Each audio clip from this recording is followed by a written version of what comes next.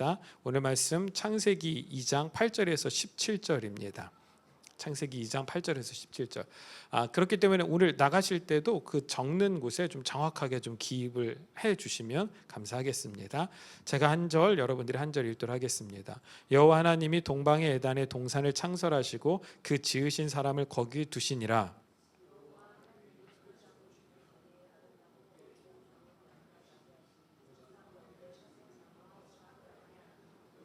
강이 에덴에서 흘러나와 동산을 적시고 거기서부터 갈라져 네 근원이 되었으니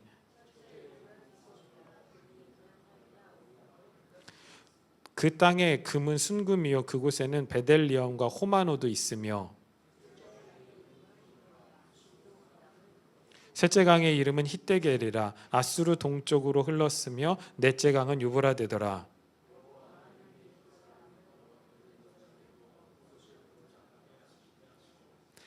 여호와 하나님이 그 사람에게 명하여 이르시되 동산 각종 나무의 열매는 내가 임의로 먹되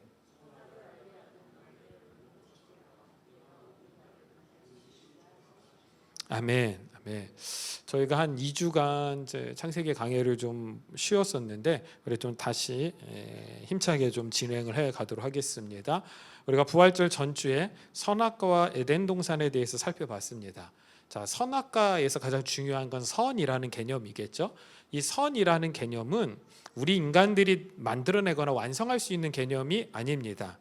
자, 하나님께서 처음 천지를 창조하시고 보시기에 좋았더라라고 말씀하시죠. 그게 히브리어로 토부고 그걸 우리말로 번역하면 선이 됩니다.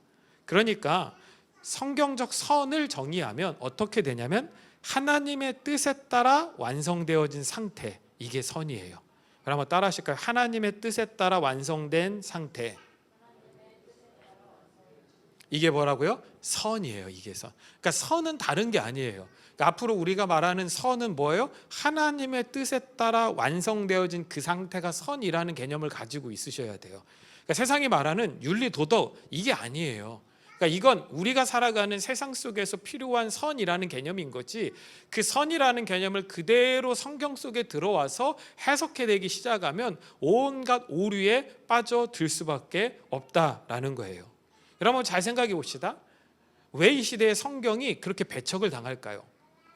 여러분들 이 성경이 인간들이 수립한 윤리 도덕에 맞지 않기 때문인 거예요.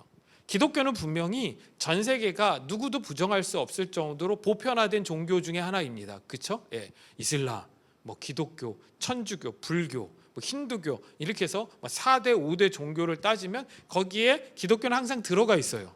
그런데도 다른 종교들은 거부감이 없음에도 불구하고 기독교와 기독교의 경전인 성경이 그렇게 배척당하는 이유 중에 하나는 이 시대에 수립되어진 윤리 도덕의 기준으로 판단해 볼 때 성경은 온통 비윤리로 가득 차 있기 때문이라는 거예요. 한번 생각해 보세요. 아브라함에게 아들을 바치라는 하나님, 참 이게 윤리적으로 용납이 돼요? 아니 어떻게 아들을 바치라고 하나님께서 요구하실 수 있냐 이거예요. 하나님 어떤 하나님? 잔인한 하나님 이런 거죠. 그런데 더 놀라운 건 실제로 아브라함은 자신의 아들을 하나님께 바치려고 합니다. 이건 뭐예요? 천륜을 저버리는 말도 안 되는 행동인 거죠. 이 시대 볼 때는 그렇잖아요. 또 창세기 37장에 가면 요셉의 이야기가 등장합니다. 그래서 요셉이 형들에 의하여 애굽으로 팔려갔다. 되게 절체절명의 위기의 이야기들이 펼쳐져요. 그러면 우리 마음에는 어때요? 빨리 그 다음 이야기가 뭔지 궁금해서 읽고 싶은데 갑자기 창세기 38장에 들어가서 정말로 생뚱맞게, 저는 어렸을 때 그 생각이, 이게 도대체 뭐가 잘못된 거 아니야? 뭐가 이게 잘못 이렇게 붙여진 거 아니야? 할 정도로 유다가 며느리 다말을 통해 자녀를 이어가는 말도 안 되는 폐륜의 이야기가 등장합니다. 여러분 이거 아무리 좋게 꾸며도요 폐륜이에요. 지금 우리의 윤리적 관점으로 볼 때는.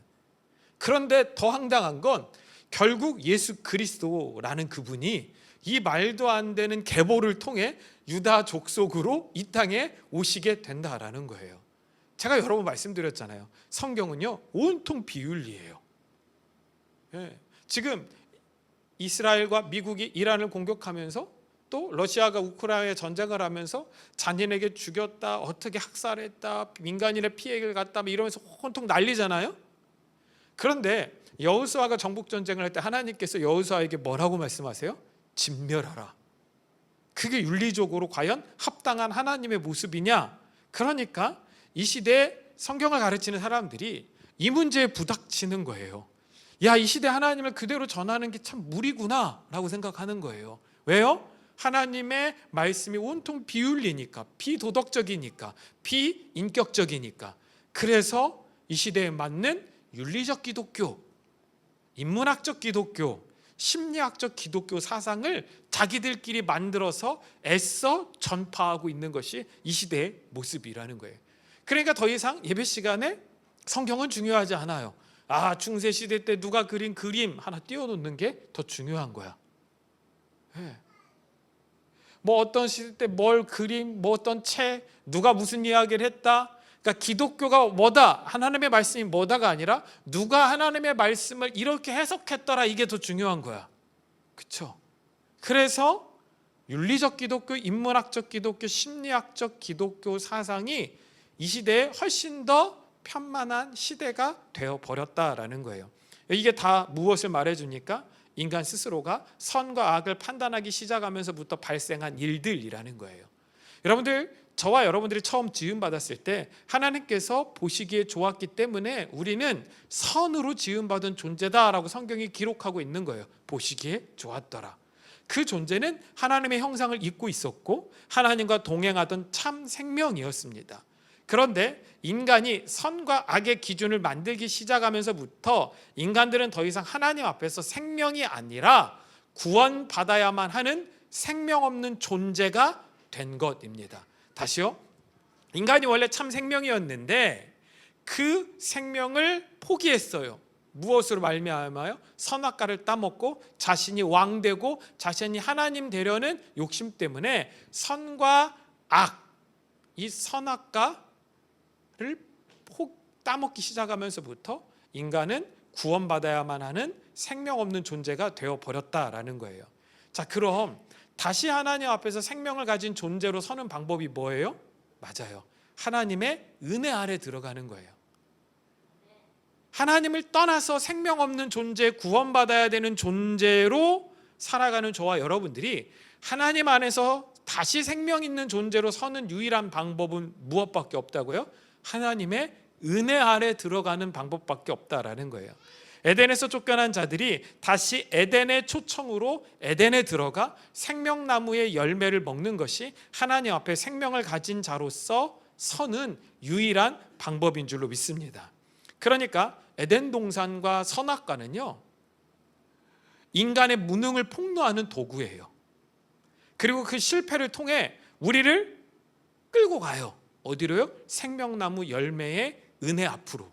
그래서 우리로 하여금 우리가 자아를 가지고 우리가 무언가를 선택하고 우리가 무언가를 분별할 수 있는 그 상태가 되면 참 좋은 줄 알았는데 결국 그게 생명 없는 존재에 불과하구나라는 걸 깨닫고 내게 필요한 건 저 생명나무의 열매구나라는 것을 깨닫게 해주는 과정이라는 거예요.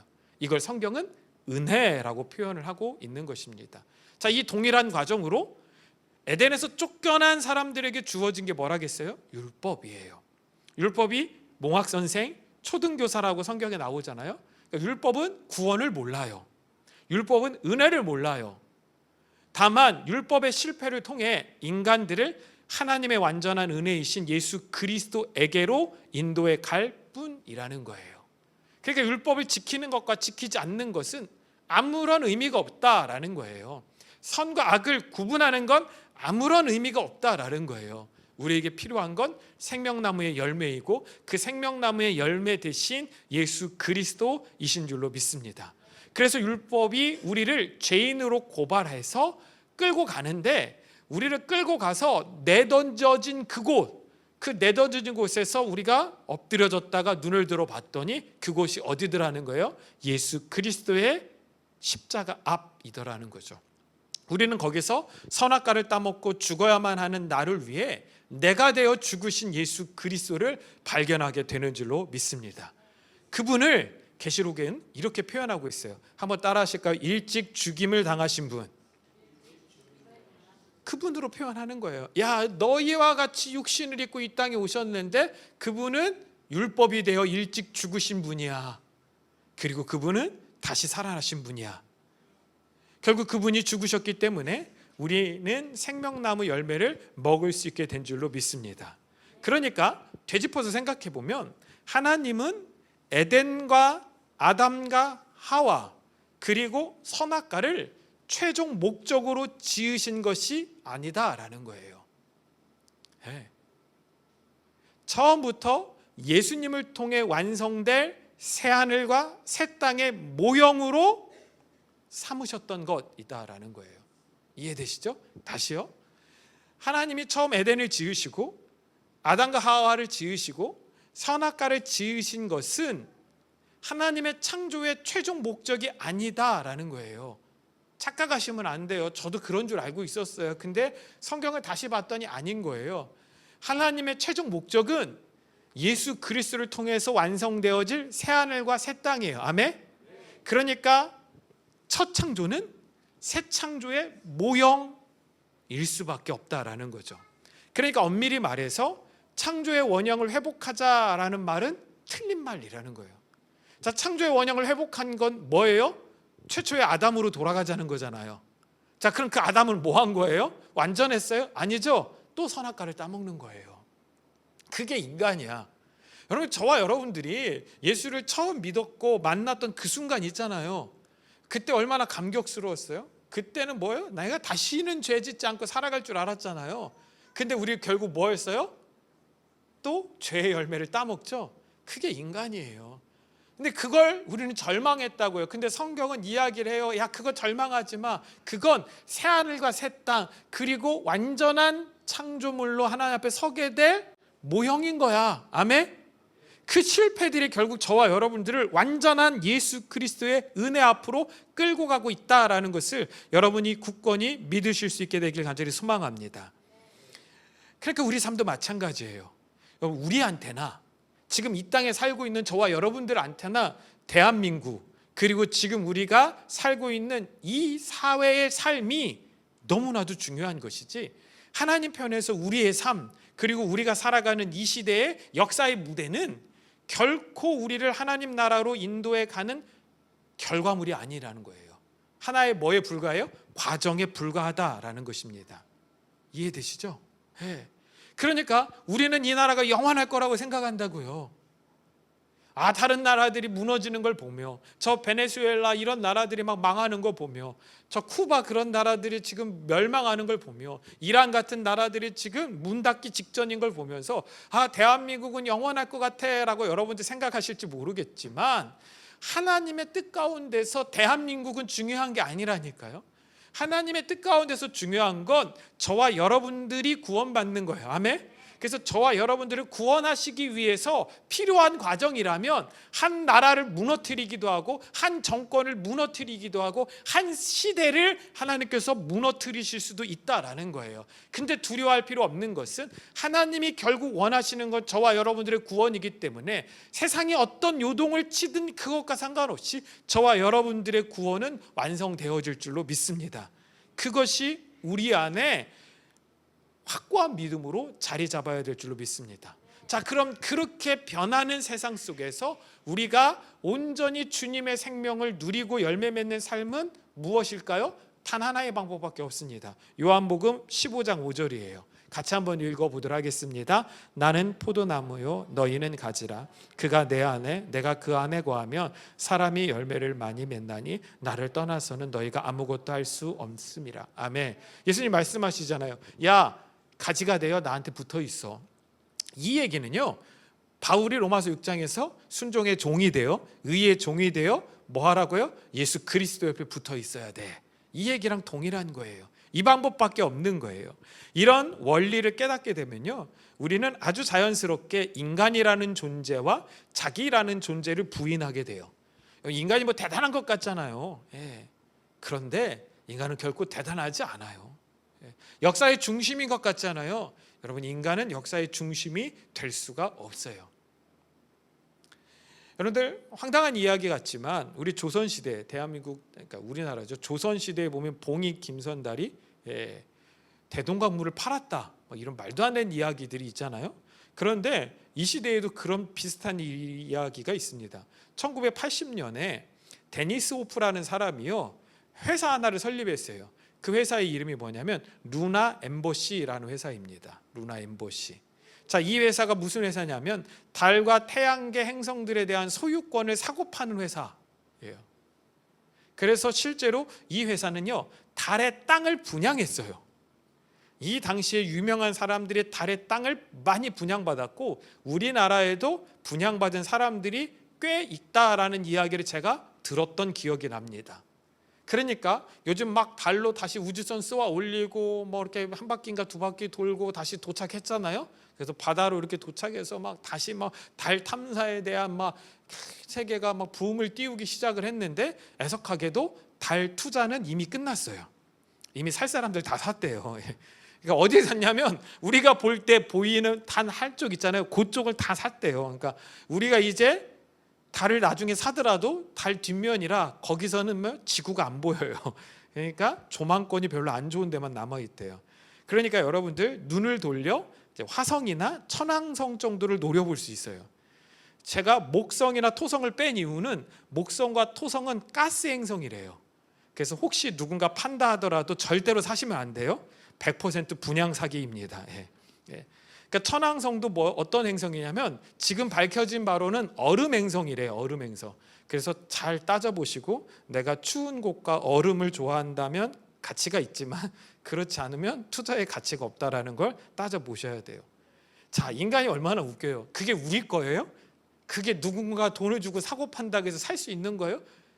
그러니까 여러분들 그걸 사는 사람들도 이게 말도 안 돼라고 생각하지만 어떤 허황된 마음이 있는 거예요. 야, 나는 달의 땅을 샀어. 이거 하고 싶은 거야. 왜냐하면 요 루나 엠버시에서 돈을 주고 달의 땅을 사면요, 달 땅의 증명서를 줬대요. 그러니까 그거 하나 받고 싶은 거야. 유튜브에서 뭐요? 은색, 금색 그거 받고 싶은 거랑 동일한 거야. 그러니까 나는 그걸 갖고 있어. 나는 그걸 소유하고 있어. 그 마음이 무언가 정복하고 소유하고 싶고 정말 아무도 가지지 않은 모든 것들을 내가 갖고 싶은 그 마음들이 인간 안에 있어요. 근데 더 황당한 거는요, 루나 엠버시를 통해 달의 땅을 샀더라도 소유권이 인정되지 않는데요. 당연하겠죠. 근데 그 당연한 상식이 당연할 수밖에 없는 이유는 뭐냐면 1967년에 유엔이 국제 조약을 맺었는데 우주 조약 제2조에 보면 이게 되게 허황되고 만화 같은 이야기지만 실제 유엔 국제 조약에 있대요. 우주 조약이라고. 우주 조약 제2조에 보면 달과 기타 천체를 포함한 외기권은 주권 주장에 의하거나 이용 또는 점유에 의하거나 또는 기타 모든 수단에 의하여 국가 전유의 대상이 되지 아니한다. 그러니까 지구를 벗어나서 달부터 다른 행성들 가운데 먼저 가서 깃발 꽂는다고, 거기에다 기지를 건설한다고 점유권이 인정되어지는 않는다라고 국제협약을 통해서 못을 박았기 때문에 루나 엠버시를 통해서 달의 땅을 사더라도 인정되어지지 않는데요. 자, 근데 여러분들 바꿔서 생각해 봅시다. 유엔이 야 그거 인정하지 않아 라고 해서 인정이 안 되고 유엔이 그걸 인정한다고 해서 인정이 돼요? 달이 우리의 소유가 될 수 있어요? 지구 옆에 붙어 있다고 그게 우리 거예요? 아니죠. 그러니까 인간은 참으로 인간다워요. 인간은요, 자신의 죄와 욕심에서 요만큼도 벗어날 수 없는 존재예요. 자신이 왕되고 모든 것을 소유하고 싶은 욕망의 덩어리들에 불과한 거예요. 그게 인간이에요. 여러분들 그걸 그냥 받아들이시면 돼요. 제가 오전에 옆에 있는 분들에게 이렇게 축복을 하겠더니 별로 기분 나빠하시는 것 같아서 자기 자신에게 가슴에 손을 얹고 우리 한번 이야기합시다. 나는 그냥 욕망의 덩어리다. 다음에 그렇죠? 여러분 인정하셔야 돼요. 욕망의 덩어리예요. 어린아이가 태어나서부터 뭐예요? 다른 건 아무것도 못해도 배고프면 울어요. 그렇죠? 배부르면 뭐예요? 웃어요. 그리고 퍼질러 자요. 또 깨면 뭐예요? 울어요. 싸면 뭐예요? 울어요. 욕망이에요. 네, 그게 인간이에요. 그게 인간다움이에요. 현재 인간다움이에요. 그런데 이걸 그냥 받아들이면 되는데 이걸 받아들이기 싫어서 다른 영웅의 모습으로 포장해서 하나의 롤모델을 만들어 사람들로 하여금 따르도록 한다는 게 문제라는 거예요. 그래서 이 시대에 우상이 많은 거예요. 난세에 영웅이 난다라고 이야기를 하잖아요. 그 얘기는 난세가 되면 영웅이 나타나서 그 문제를 해결한다는 게 아니라 난세가 될수록 영웅이 필요한 시대라는 거예요. 이 시대가 영웅을 요구하고 있다는 얘기는 무슨 얘기예요? 이 시대에 어떤 사회적 근간이 흔들리고 있다는 거예요. 그래서 어떤 영웅적인 사람들이 나타나서 이것들을 좀 통합하고 하나의 롤모델을 제시해 주기를 바란다라는 거예요. 그러니까 계속해서 영웅들이 나타나잖아요. 분야가 나눠질수록 분야마다 영웅들이 있잖아요. 그 얘기는 무슨 얘기예요? 인간들은 그 영웅들의 뒤를 쫓아가고 따라가다가 결국 하나님 말씀 앞으로 돌아오기 점점 더 힘들어지는 세상이 될 거라는 것입니다. 요한일서 2장 3절에서 6절 볼까요? 우리가 그의 계명을 지키면 이로써 우리가 그를 아는 줄을 알 것이요 그를 아노라 하고 그의 계명을 지키지 아니하는 자는 거짓말하는 자요 진리가 그 속에 있지 아니하되 누구든지 그의 말씀을 지키는 자는 하나님의 사랑이 참으로 그 속에서 온전하게 되었나니 이로써 우리가 그의 안에 있는 줄을 아노라. 자, 여기서 계명은 율법이 아니에요. 율법은 로모스라고 써요. 이건 그냥 계명이에요. 하나님의 뜻, 하나님의 말씀을 가리킵니다. 자, 하나님의 뜻, 말씀을 지키는 자가 아니다라고 나와요. 왜 아니냐? 이 사람이 하나님의 뜻을 왜 지키지 않을까요? 열심이 없어서요? 아니에요. 이 시대에 요한이 가리키는 사람들은 기독교인들이었어요. 이 사람들은 핍박 속에서도 열심을 내던 사람들이에요. 헌신이 부족해서요? 아니에요. 누구보다 열정적으로 주의 교회를 위하여 헌신했던 사람들임에 분명합니다. 이들이 하나님의 뜻, 하나님의 말씀을 지키지 아니한다라고 요한을 통해서 고발당하는 이유는 하나님의 뜻이 무엇인지 몰라서입니다. 그러니까 하나님의 뜻을 알지 못하고 열심을 내는 자는 성경이 뭐라고 고발해요? 거짓말하는 자요, 진리가 그 속에 있지 않은 자라고 이야기를 하고 있는 거예요. 자, 왜요? 그들의 목표가 하나같이 자기 영웅화에 있기 때문인 거예요. 자기 영웅화. 우리 시대 때 이렇게 큰 교회를 지어야 돼.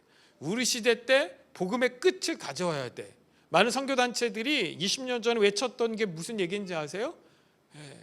백투 예루살렘. 우리가 복음 들고 예루살렘까지 가면 주님 다시 오실 거야. 그러니까 우리 세대 때 그 주님이 오시는 걸 종결내야 돼. 그게 뭐 대단한 성경적이고 영적인 이야기 같지만 뭐요? 우리 세대가 중요한 거예요. 그 끝을 내가 하겠다는 거야. 그 끝을 우리가 하겠다는 거예요. 이게 자기 영웅화라는 거예요. 애석하게도 그런 인간들은 선악과 열매를 따먹은 자아를 온전히 십자가에 못 박지 못한 사람들에 불과하다라는 것입니다. 자신의 죄악되고 무능한 자아를 말씀 속에서 마주하기 두려워하는 사람에 불과한 거예요. 그래서 온갖 좋아 보이는 포장지로 자신을 두르고 있는 것입니다. 하지만 인간들은 스스로 옷 입을 수 없어요. 오직 예수 그리스도가 거룩한 세마포 옷을 우리 가운데 입혀주셔야만 합니다. 우리는 수동적일 수밖에 없다니까요. 근데 우리만 수동적인 게 아니에요. 누구도 수동적이셨어요? 예수님도 수동적이셨어요. 그래서 예수님도 십자가를 스스로 지지 않으셨죠. 예수님은 십자가를 끌려가셨어요.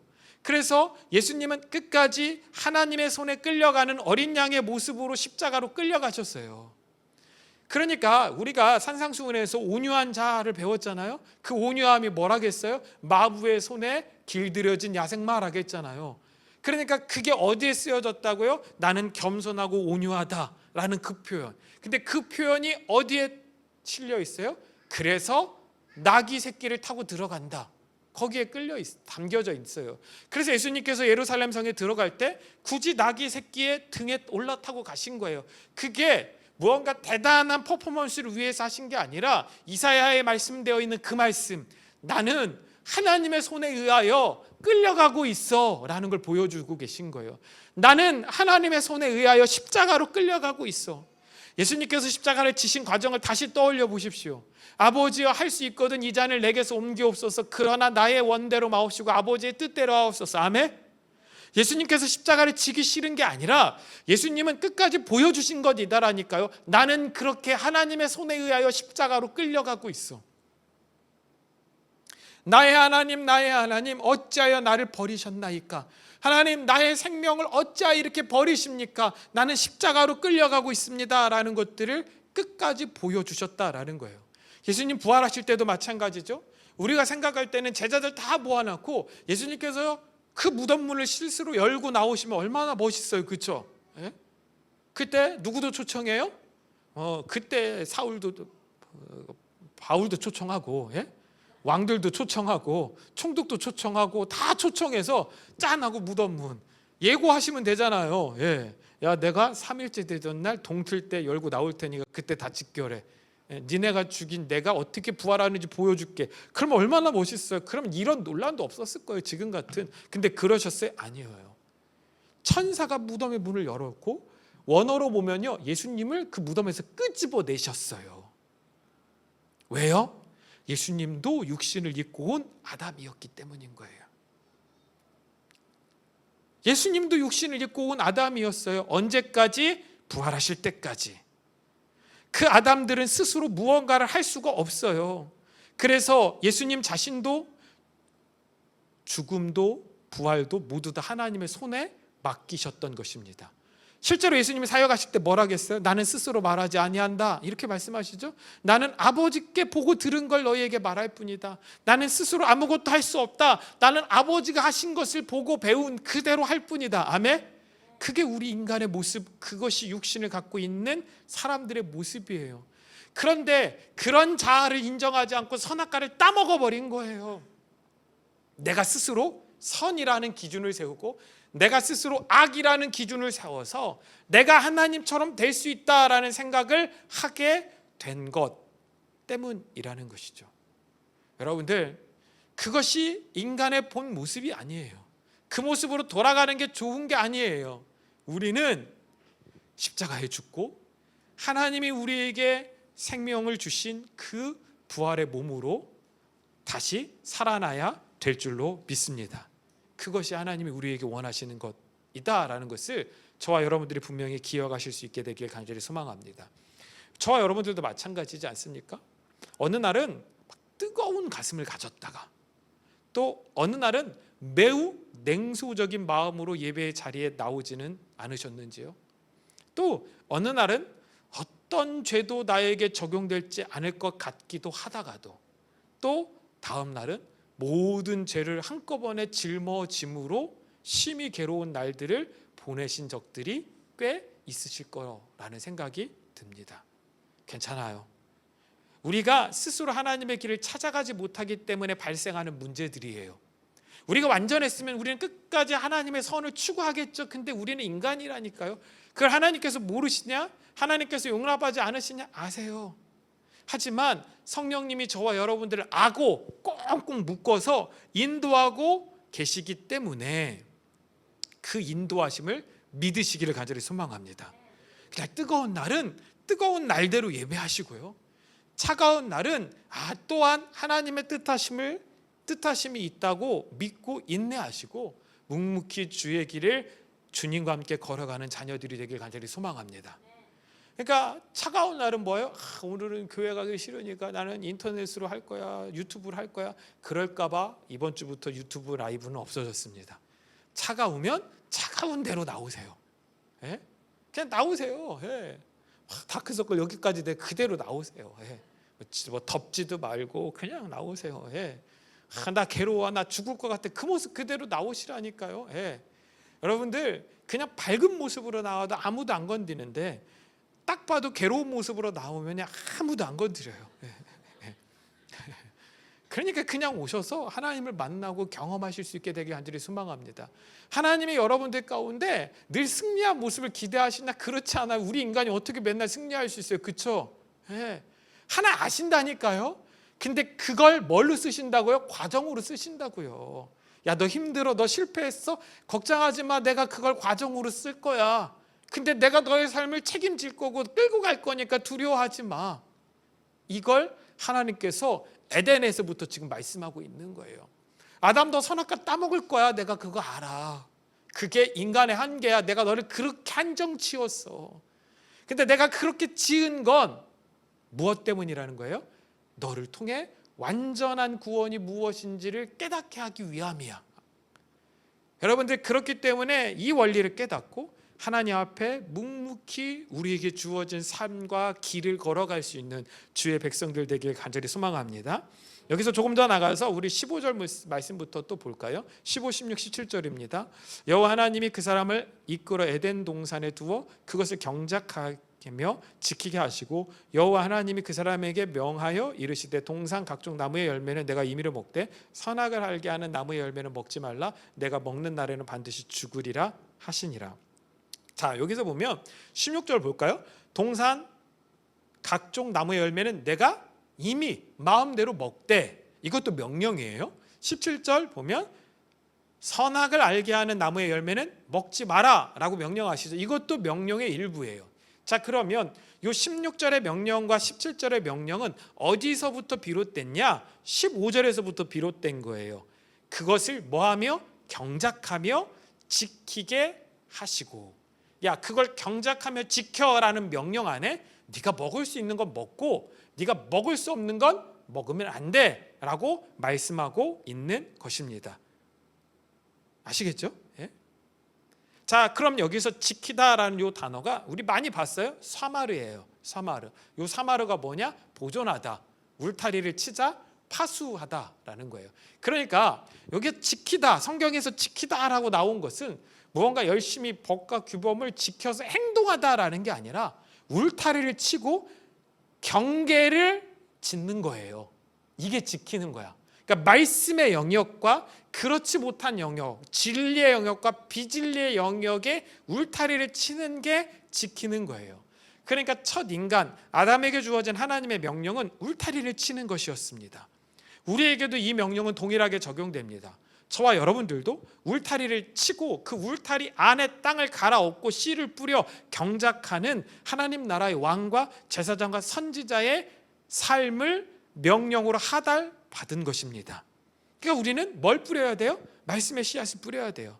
그러니까 더 이상 인간들이 선악과라는 자기 스스로 왕이 되려는 욕망에 사로잡히지 않더라도, 그러니까 내 주변의 사람들이 자기 스스로 왕 되려는 것에 사로잡히지 않게 하기 위하여 우리는 부지런히 그들의 삶 가운데 말씀을 뿌려야 돼요. 근데 여러분들 딱딱한 땅에는 씨앗이 잘 안 들어가잖아요. 그러니까 뭐 해야 돼요? 갈아엎어야 되는 거예요. 부지런히 갈아엎어야 되는 거예요. 부지런히. 그게 저와 여러분들이 해야 되는 일들이라는 거예요. 그것이 하나님 나라 안에서 우리가 반드시 해야만 하는 일들이라는 거예요. 그게 첫사람 아담을 당신이 지은 동산으로 끌고 와서 야, 여기에다가 울타리를 쳐, 그리고 이 울타리 안에 땅을 갈아엎어, 그리고 여기서 나는 소산물을 네가 먹어. 하지만 동산 중앙에 있는 선악을 알게 하는 건 먹지 마. 저와 여러분들 가운데 하나님께서 주신 그 말씀을 온전히 지켜나가 이 땅 가운데 하나님 나라의 복음을 심는 제사장의 삶을 살아내실 수 있기를 간절히 소망합니다. 그걸 상실하면 뭐 되는 거예요? 하나님, 이거 나에게 포도원으로 맡겨주셨는데 이거 내 방법으로 한번 농사 지어볼게요. 관여하지 마세요. 근데 마지막 날이 돼서 뭘 보내요? 종들을 보내요. 야, 네가 스스로 농사 지어서 열매 맺는다고 했잖아. 그 소출의 일부를 내놔봐. 그때 뒤돌아보면 뭐가 있어요? 아무것도 없어요. 풍성한 열매가 맺혀진다고 생각을 했는데 하나님께 드릴 만한 열매가 없다라는 걸 알아요. 그래서 그 종들을 죽이고 그 밭을 내 소유로 만들려는 헛된 마음을 갖게 될 뿐이라는 것이죠. 그것이 아담의 모습이에요. 그것이 이 시대 인간의 모습이에요. 첫사람 아담부터 지금 인간은요, 단 하나도 변하지 않고 바뀌지 않았어요. 자꾸 개선된 인간의 상들을 그리지 마세요. 그게 인간이에요. 그냥 우리는 그걸 인정하고 하나님의 은혜를 구할 뿐인 줄로 믿습니다. 자, 조금 더 가서 창세기 2장에 4개의 강이 나오죠. 오늘 본문에도 우리가 읽어봤습니다. 10절부터 보면 강이 에덴에서 흘러나와 동산을 적시고 거기서부터 갈라져 4 근원이 되었으니 첫째 이름은 비손이라, 둘째 강의 이름은 기혼이라, 셋째 강의 이름은 히데겔이라. 넷째 강은 유브라데더라. 이렇게 네 개의 강의 이름이 등장하고 있습니다. 그런데 잘 보세요.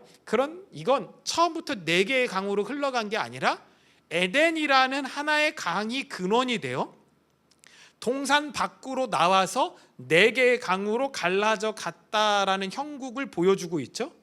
자, 여러분들 네 개의 방향으로 흩어졌다. 이건 뭘 뜻한다고 계시록에서 배웠어요? 사방위, 동서남북. 그렇죠? 요 동서남북 네 개의 방위는 뭘 가리킨다겠어요? 모든 세상을 가리킨다겠어요. 모든 세상, 온 세상. 그러니까 에덴이라는 한 강에서 물이 흘러나와서 온 세상으로 흘러 들어가고 있음을 설명해 주고 있는 것이 요 네 강의 핵심 설명이라는 거예요. 자, 그런데 에덴 안에 있는 강의 이름이 뭐예요? 나와요? 안 나오죠. 에덴 밖에 나온 강부터 이름이 붙여져 있어요. 에덴 안에 있던 근원이 된 강의 이름은 없다라는 거죠. 자, 이것을 우리가 예수님과 관련지어서 한번 생각을 해보면 하나님의 아들이 하나님 나라에 계실 때 그분은 예수가 아니었어요. 이러면 또 이단 같나요? 이름이 예수가 아니었다는 거예요. 이름이. 그분은 뭐요? 성자 하나님이셨어요. 그렇죠? 그러니까 그분을 하나님이 어떻게 부르셨는지 우리는 몰라. 근데 우리는 삼위일체 하나님 할 때 성부 하나님, 성자 하나님, 성령 하나님이라고 부르죠. 그런데 그 성자 하나님이 이 땅에 오실 때 그분의 이름이 자기 백성을 구원할 자라는 의미를 가진 예수라는 이름으로 부여받게 된 거예요. 그러니까 에덴 안에 계실 때, 하나님 나라 안에 계실 때 예수 그리스도는 생명의 근원 되신 분. 에덴 안에 있던 강도 뭐예요? 생수의 강이에요. 그런데 생명의 근원 되신 예수 그리스도임에도 불구하고 이름이 없었어요. 호칭이 없었어요. 근데 그분이 세상에 올 때 호칭이 생겼고 부여받게 된 것처럼 에덴 안에 있는 강과 예수 그리스도가 이렇게 연결되어질 수 있다라는 거예요. 에덴 안에 있을 때는 그 이름을 몰라. 성경은 기록하지 않아. 근데 에덴 밖에 나왔을 때 드디어 이름들이 불려지기 시작했더라라는 거죠. 이렇게 잘 생각해 보세요. 여러분들이 태어나기 전에 이름이 있어요? 없잖아요. 없어요. 태어나기 전에 이름이 있었어요? 없잖아요. 거기 태명 지었어? 태명 뭐야? 축복이? 축복이래요. 축복이 뭐 저거 되게 고민했을 거예요. 그렇죠? 바로 지었어. 축복이라고. 축복이라고. 저희 진서 있잖아요. 진서가 어렸을 때 태명이 하솜이에요. 하솜이. 하나님의 솜씨라고 되게 고민해서 지었어요. 되게. 진명이 태명은 뭐라겠어요? 진동이. 사람들이 물어봐. 무슨 의미가 있냐고. 진서 동생. 귀찮아서 진동이. 아마 셋째가 있었으면 이렇게 졌을 거예요. 셋째. 그냥 귀찮아서 셋째. 어찌됐든 축복이지만 그 축복이가 계속 축복이 되냐? 아니에요. 그냥 이름이 바뀌겠죠. 그러니까 태어나면서부터 이름이 부여받게 되는 거예요. 태어나면서부터. 그걸 성경은 소명이라고 부르는 거야. 그리고 그 이름 부여받은 대로 그들의 삶이 펼쳐지는 거예요. 그래서 성경의 이름이 중요하게 여겨지는 거예요. 자, 보세요. 여러분들, 원래 교회는 하나죠. 하나님의 교회예요. 그렇죠? 근데 그 하나님의 교회가 세상에 흩어지면서 뭐가 생겼어요? 이름이 생긴 거죠. 그래서 어너인팅 교회라는 이름이 생긴 거예요. 맞죠? 근데 근원은 하나님의 교회예요. 그렇다면 하나님의 교회로부터 나와서 이름이 부여지게 되고 이름이 불려지게 된 그 교회는 사명이 뭐가 돼야 돼요? 하나님의 교회와 같은 사명이 돼야 되는 거예요. 그렇죠? 근데 자꾸 그 교회들이 그 사명을 잃어버리고 전혀 다른 자기들의 세운 기준을 따라 행동하고 자기들이 세운 기준에 따라 예배하고 그것이 진리라고 가르친다면 하나님 편에서 볼 때 그건 결코 옳은 일이 되어질 수 없다라는 거예요. 자, 보세요. 여러분들, 네 강의 이름을 한번 보도록 하겠습니다. 첫째 강은 비손이에요. 풍성하다라는 의미예요. 둘째 강은 기온이에요. 이게 뭐냐? 터져 나오다. 셋째 강은 히데겔이에요. 급류, 화살처럼 빠르다. 넷째 강은 유브라데예요. 달콤하다라는 거죠. 그러니까 이것들을 합치면 어떻게 되냐면 풍성하고 달콤하여 온 세상에 화살처럼 빠르게 터져 나가는 강. 아멘? 이게 에덴이라는 고난에서 시작되어진 강들의 이름이라는 거예요. 강들의 이름. 다시요. 에덴에서 시작되어서 흩어진 강들의 이름이 무슨 의미가 있다고요? 풍성하고 달콤하여 온 세상에 화살처럼 빠르게 터져가는 강. 자, 그럼 이 에덴은 하나님 나라를 상징한다고 했잖아요. 그럼 그 에덴에서부터 뻗어 나오는 강은 뭐가 돼야 될까요? 강. 성경이 이미 이야기를 하고 있어요. 그게 에스겔서예요. 에스겔 47장 1절. 여기 안 고쳤구나. 47장인데 제가 맨날 37장과 47장을 헷갈려서 37장으로 썼어요.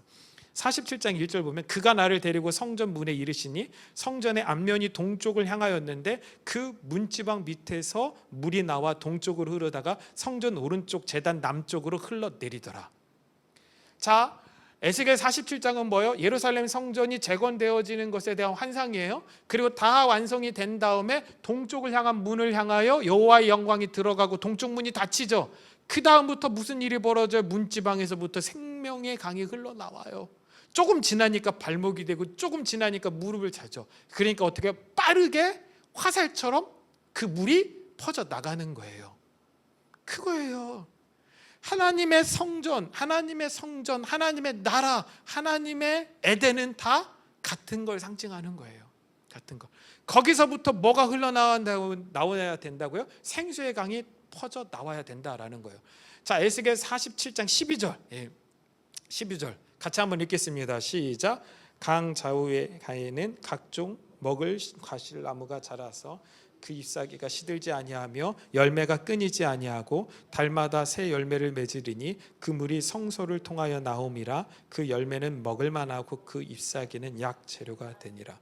하나님의 성전에서 흘러나오는 그 생명수가 각종 과실나무를 자라게 하고 잎이 시들지 않게 하고 달마다 새 열매를 맺게 하는데 그 열매는 먹을 만하고 그 잎사귀는 약 재료가 되었다라고 이야기를 하고 있죠. 이게 교회의 역할이에요. 이것이 생수의 강을 흘려보내는 성도의 삶이 되어야 한다라는 거예요. 자, 이건 여기로 끝나지 않죠? 완전히 종결된 모습으로 연결되겠죠. 그게 어디예요? 계시록 22장이죠. 1절 2절 볼까요? 다시 한번 또 읽겠습니다. 또 그가 수정같이 맑은 생명수 강을 내게 보이니 하나님과 및 어린 양의 보좌로부터 나와서 길 가운데로 흐르더라. 강 좌우에 생명나무가 있어 12가지 열매를 맺되 달마다 그 열매를 맺고 그 나무 잎사귀들은 만국을 치료하기 위하여 있더라. 아멘. 이게 완전한 하나님 나라 안에서 종결되어진 모습이에요. 여러분들, 이 교회만 하나님의 성전인가요? 아니죠. 저와 여러분들도 하나님의 성전이에요. 저와 여러분들도 이 땅에 보내심을 받으면서 각자 부여받은 이름이 있다고요. 이름이. 그럼 저와 여러분들이 해야 되는 일은 뭐예요? 여러분들이 서 있는 그 영역 속에서 울타리를 치고 생명의 강을 흘려보내야 되는 거예요. 아멘? 누구도 예외가 없어요. 그게 하나님의 성도의 삶의 모습이라고 성경은 이야기를 하고 있어요. 에덴 동산과 강, 에스겔서의 성소와 그 밑으로 흘러나오는 물, 계시록에서 하나님 나라에서 흐르는 생명수는 모두 다 같은 것을 설명하고 있다라는 거예요. 이 강들은 모두 다 생명 없는 곳에 생명이 자라게 하는 생명수로 등장을 합니다. 자, 그렇다면 이 강은 모두 다 누굴 상징하죠? 정답은 늘 하나입니다. 예수 그리스도입니다. 그래서 예수님께서 이 땅에 오셔서 자기를 뭐라고 표현하세요? 생수의 강이라고 표현하시죠? 이걸 또 확인해야 되죠. 요한복음 7장 38절. 같이 한번 읽겠습니다. 나를 믿는 자는 성경의 이름과 같이 그 배에서 생수의 강이 흘러나오리라. 야, 내가 생수의 강이야. 아멘? 내가 이 땅 가운데 보내심을 받은 생수의 강이야. 근데 내가 흘려보내는 건 뭐라고요? 구원이야. 이 백성, 그 백성을 구원할 자, 그게 예수예요. 아멘? 저와 여러분들도 해야 되는 일들이 그것이다라니까요. 요한복음 4장 14절도 또 읽겠습니다. 시작. 내가 주는 물을 마시는 자는 영원히 목마르지 아니하리니 내가 주는 물은 그 속에서 영생하도록 솟아나는 샘물이 되리라. 아멘. 아멘. 내가 주는 그 물을 먹어야 돼 라고 주님이 우리 가운데 이야기를 해주고 있다라는 거예요. 내가 생명수야. 내가 생수의 강이야. 그걸 먹어. 그러면 너 배 안에서도 그 생명수가 흘러 넘칠 거예요. 아멘. 그럼 우리는 뭐 하는 거예요? 여기서부터 다시 흘려 보내는 거예요. 여러분들, 땅이 건조하잖아요. 거기에는 생명이 자라요? 못 자라죠. 근데 그 땅에 촉촉한 물이 흐르면, 단비가 내리면, 생명수가 흘러가면 그 땅은 갈아엎기 좋은 땅이 되고 씨앗이 뿌려져 자라 열매 맺는 땅이 되는 줄로 믿습니다. 그러니까 저와 여러분들 안에 부지런히 생수의 강을 경험하고, 이 성전에서 경험하고, 여러분들의 삶의 자리로 나가서 내 안에서 터져 나오는 그 생명수 강을 흘려보낼 수 있는 저와 여러분들 되실 수 있기를 간절히 소망합니다. 이게 에덴 안에 들어있는 복음이에요. 그래서 에덴에서 흘러나오는 복음의 이야기가 요 창세기 2장에 그대로 들어있다는 거예요. 야, 하나님이 이런 강을 만드셨더라. 그 강이 어디에 있냐, 에덴이 어디에 있냐, 여러분들 그거 따지라고, 고고학적으로 그거 분석하라고 하나님께서 창세기를 기록한 게 아니라니까요. 에덴은 절대로 못 찾아요. 그걸 찾는 그 순간부터 거기가 성지가 되니까, 그게 우상이 돼버리니까 하나님은 절대로 그렇게 하시지 않아요. 그러니까 그거 열심히 찾아봤자 소용이 없다니까요. 소용이 없어요. 예수님의 무덤 못 찾아요. 법궤 못 찾아요. 그거 찾을 필요 없어요. 이미 그건 상징으로서 모두 다 종결이 났어요. 아멘. 우리가 생각해야 되는 건 그 안에 담겨 있는 영적인 의미가 뭐냐는 거예요. 거기서 우리는 예수 그리스도를 발견하고, 그 예수 그리스도를 통하여 구원받은 저와 여러분들이 그와 같은 사명을 이 시대에 감당해 나가야 된다라는 것을 깨닫게 되실 수 있기를 간절히 소망합니다. 말씀을 정리하겠습니다. 우리는 때론 나의 여전한 죄가 하나님의 구원에 방해가 될까 봐 두려울 때가 분명히 있습니다. 그 순간 사탄은 어김없이 내 마음을 흔들면서 우리 마음, 우리의 믿음을 무너뜨리려고 공격을 합니다. 여러분들, 그 공격의 대상이 되었던 가장 대표적인 인물이 엘리야입니다. 엘리야는 사탄의 공격에 무너져 정신없이 광야로 도망을 가다가 자기에게 그늘의 작은 부분도 허락하지 않는 노뎀나무 아래에서 죽기를 구합니다. 여러분, 우리의 모습과 별반 다르지 않죠. 그래서 우리는 동질감을 많이 느끼게 하는 선지자가 엘리야입니다. 그때 하나님은 자신의 삶을 포기한 엘리야를 포기하지 않으십니다.